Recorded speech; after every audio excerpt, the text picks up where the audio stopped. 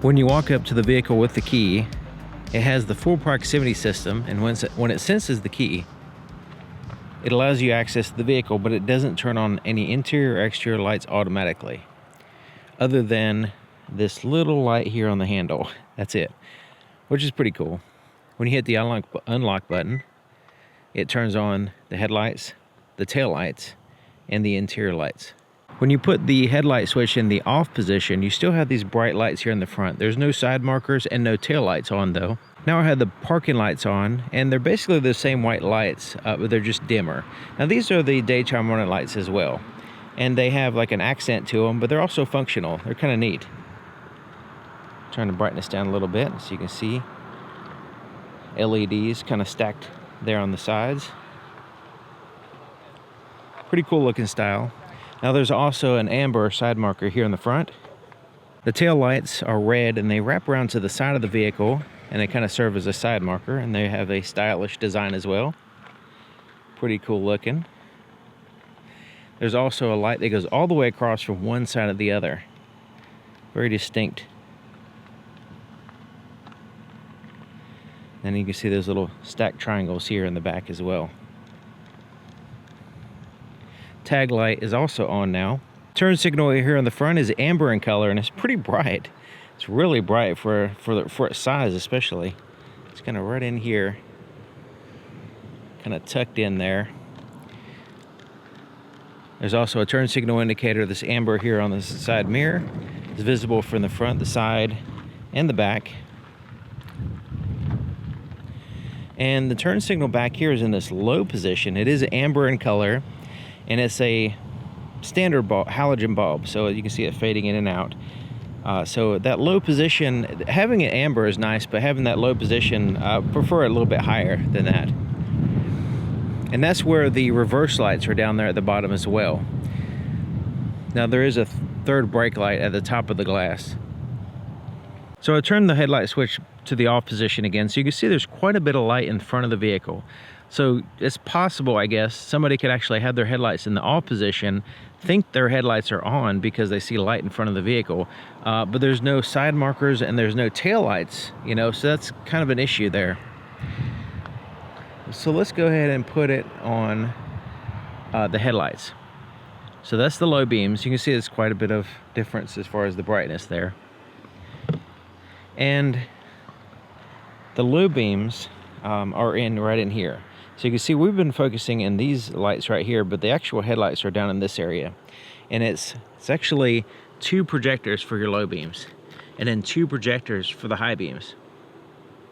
So there's the low beams are on top and high beams are on bottom, ironically. So it's a quad projector system. Let's step back here and see about the cutoff. All right, so I dip down. Up here, I can look directly at the headlight. It's not blinding me at all. When I dip down, it's really low. So it's kind of like a little bit of a transition. So about 3.5 feet off the ground, it starts to get a little bit brighter. But then as I go down to about 2 feet, then it's really bright. So most of the light is very low. So let's go to the high beams here. So there's the low, you can see the cutoff, there's the high beams. And the high beams are now illuminating. All 4 of these projectors are now illuminated. So I like the way it adds light instead of just refocusing the same amount of light. So yeah, all the 4 on each side are illuminated. So yeah, that should look pretty good. We'll see how it goes down the road on the dark road to see how it looks and everything. So the cargo area has a single light here on the left side, and it's not super bright, and the angle of it kind of more focuses in this area here. It does shine in this area, but you'll notice that anything in here is going to cast a shadow here on the right side, and it gets quite dark way over here because the light isn't that bright. It's just kind of mostly focusing here. So I'm surprised they don't have a second light here on the right side. You know, it would be a little bit better, but as it is, it's pretty poor lighting here in the cargo area. There is a backlit button for lowering the power liftgate though. The inside of the back door, there's no puddle lights or anything like that. There's no pocket lights. There's only backlit buttons here for the heated seat and power window. And the lights back here are on one on either side of the sunroof.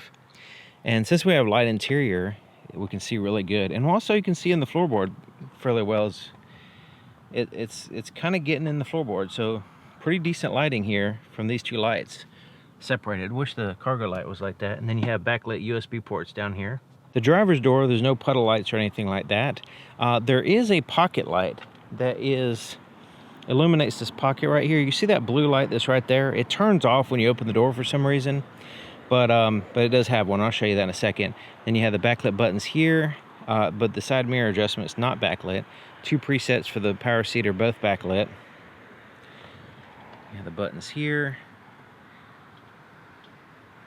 and the lights here on the front are coming from the center. And they do a decent job here on the front. Okay, so here's what it looks like with the backlit buttons. And you can see there's that pocket light I was telling you about. For some reason, I don't know why, when you open the door, they turn off. It's just here on the front. It's not in the back. The back doors, they don't have any of those ambient lights or anything. And these are called ambient lights. They're not really that spectacular. Like some vehicles have really nice ambient lights, like stylish lights. These are just pocket lights, basically. You see it blue there, and then there at the bottom, and there on the door. And you can change the colors, which is pretty cool. All right, so let's go to the dimmer switch here and use the dimmer switch and lower everything down. Lower, bring it back up. So you can see the different range of brightness there. Let's go to pull up the camera. Actually, the brightness on my camera is too high for that. Let me turn that down. Yeah, you can see pretty good around the vehicle, even when it's super dark. I mean, there's enough light from the tail lights, headlights, and all that stuff to see around the vehicle pretty good. There is a light in the glove compartment. It's fairly bright. This area right here has the light. The cup holders do not have any light. This center console is completely dark. No light there. So let me turn on the interior light so you can see. You can see in there pretty good with the inside lights. That's good. Up here, we have tap lights, individual reading lights that focus mostly on the lap area. Turn that one on, you can see that. And then you can turn on all the interior lights with this button.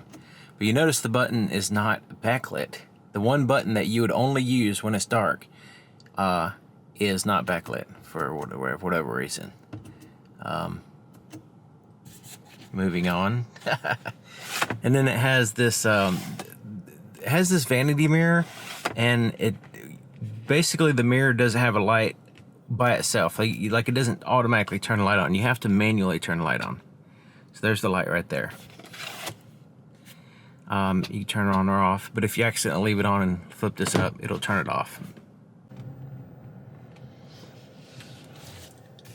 Okay, so there's the low beams, and let's turn on, there we go, high beams, low beams. So you can see that the cutoff is kind of still there, and they're just adding light above the low beams. But you can see there's a little notch there for lining up with the oncoming traffic, and we'll see that when we go down the road.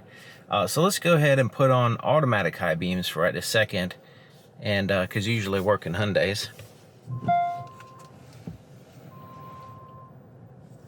Really like the camera system.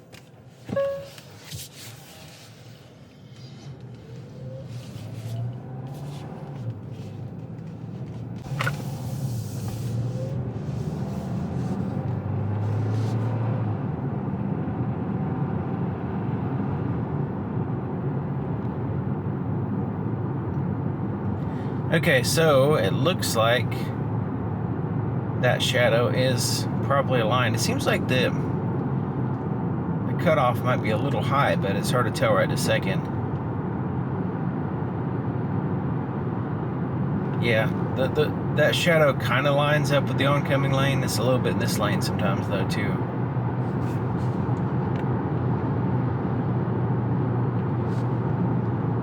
You can see that shadow's kind of not very well defined.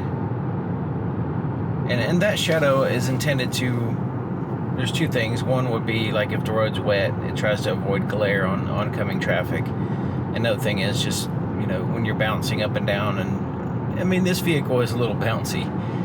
So you know, keeps it a little bit of leeway from blinding other cars, especially oncoming traffic, because they're facing directly at you.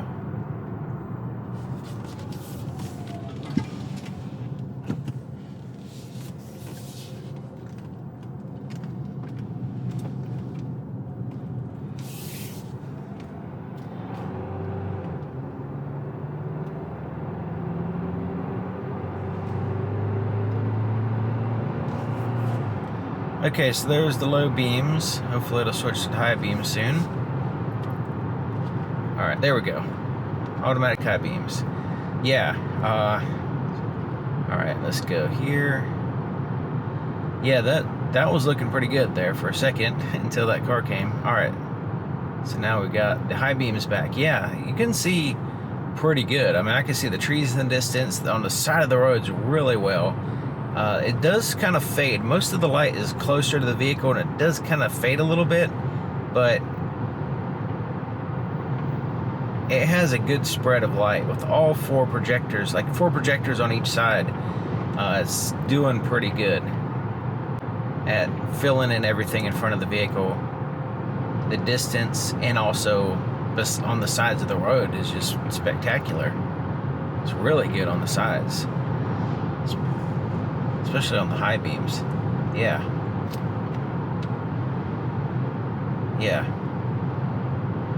Looking really good. Yeah, I like it when they actually have additional lights turn on with the low beams, because the low beams, you know, like you have low beams and then you add the high beams instead of like one light, you know, trying to do everything. So this one is actually pretty good. It's on the, you know, definitely the good range, the above average range, and the brightness is good. You can see the little patches though, that little notch that's supposed to be on the oncoming lane is like on the getting on this lane sometimes. I think that's why it looks like the light kind of fades rapidly, because the light's close to the vehicle and then it has that shadow that sometimes just doesn't work right. Now it could be an alignment issue, but I would say, yeah, you can see it's kind of like now we got a shadow in our lane, you know. But which kind of diminishes your distance, you know. But yeah, I'd say it's pretty good.